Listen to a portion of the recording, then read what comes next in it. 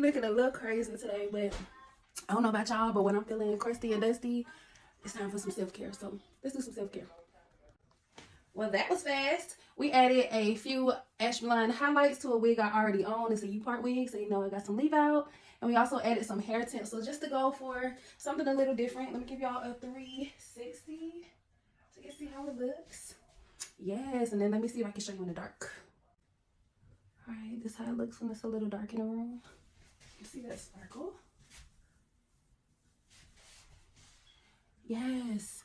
It's definitely giving some razzle dazzle, which is what I needed in my life. And I know I was just playing about how quick it took. So if you want to see how I achieved this look, just stay tuned so I can show you a little tutorial.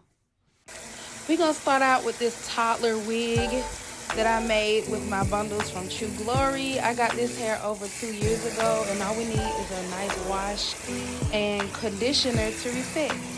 Next, we're gonna put homegirl on a wig stand or hang her up somewhere to dry. But first, we wanna make sure we brush out all or any tangles that are left. I let mine dry overnight. Now it's time to get to the good stuff and add these highlights.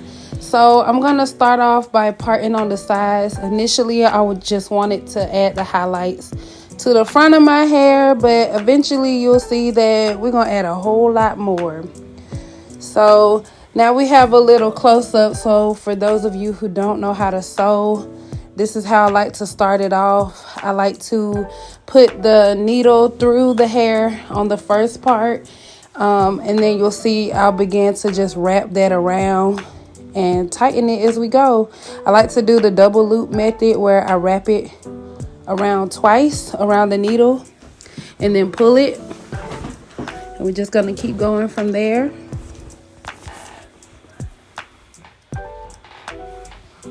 All right, so once I got done, I just clipped that string, tied it in a knot, and then you want to carefully cut the track so that you don't cut the hair. All right, we got the first little bit in, and it's blending really well.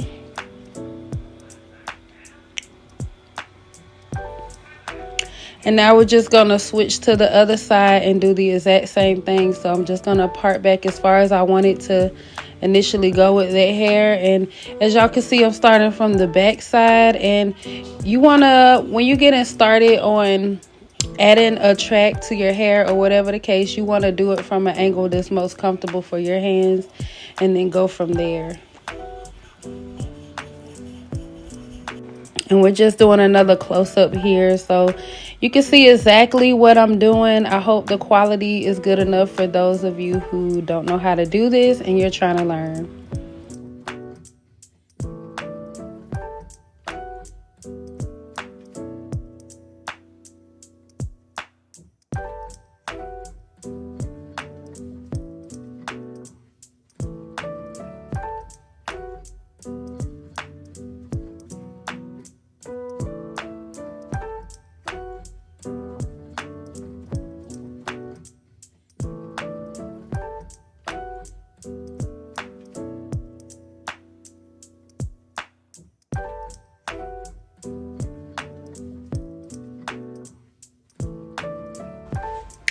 All right, so now I just parted a bit of the hair in the back of my wig, and I found a nice spot, and as you can see, I doubled the track and then measured it before we go in and sew it down. So this is how I connect the ends together.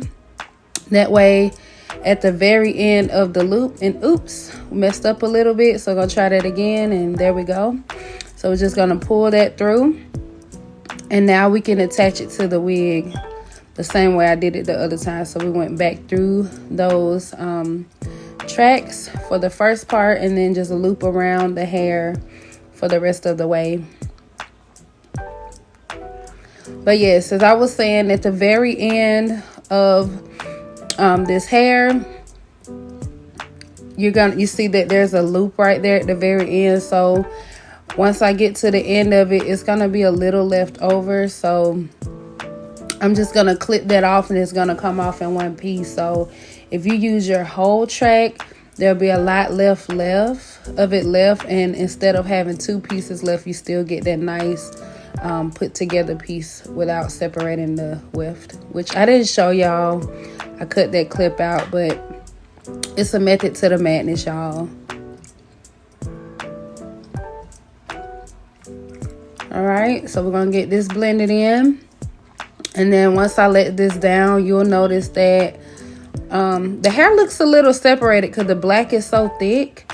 So that's why I decided to go ahead and go in, and I went back up toward like not quite the very top, but somewhere toward the middle of my hair to add one more thin track of blonde just to blend the hair better. But of course, I didn't show y'all in this video, but I end up cutting the ends a little bit too to get a more seamless look. I didn't want the hair this long, but I didn't see a 22 inch. They only had a 20 inch and a 24 inch in store. So yeah, just keep that in mind. You can add as much as you like, and you know, of course, you can customize it. And any of y'all who've ever used this hair, I wouldn't recommend it for a long-term hair solution, or even like I'm even thinking about taking it out the back of my head right now because it just tangles so bad. The bottoms get so ugly. But of course, once I, you know, curl it with a flat iron, it's fine. But I like to use my flexi rods, but I hate that little jagged edge I get on the end. So it's fine for just the front, but I wouldn't do a full head of this organic hair. But it is nice to be able to add highlights. And this is just a little slow-mo, y'all. Get into it. We looking real good. So now we're about to get into putting the tinsel in my hair. So I have this shiny holographic silver one, and I started out just showing y'all the one piece. I was being very skimpy with it at first, but once I realized it wasn't giving the effects that I wanted, I ended up adding more. But if y'all saw that, I actually used a crochet needle to just loop around the top of the track. I primarily went through and did it over the blonde parts of the bundle. So I'll grab a couple pieces of tinsel from the bottom of the pack and just pull it out easily, and then loop it around the track and then tie it into like a knot really tight around it. And y'all, these things haven't gone anywhere.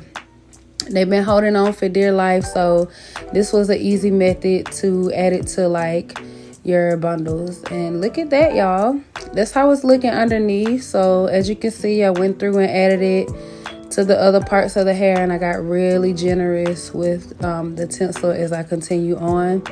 And then I wanted more shine, so I ended up adding it to the top as well, because I knew I would be covering my hair with some tracks that I'll glue in to blend my hair better. So this is the final results before I add it to my head.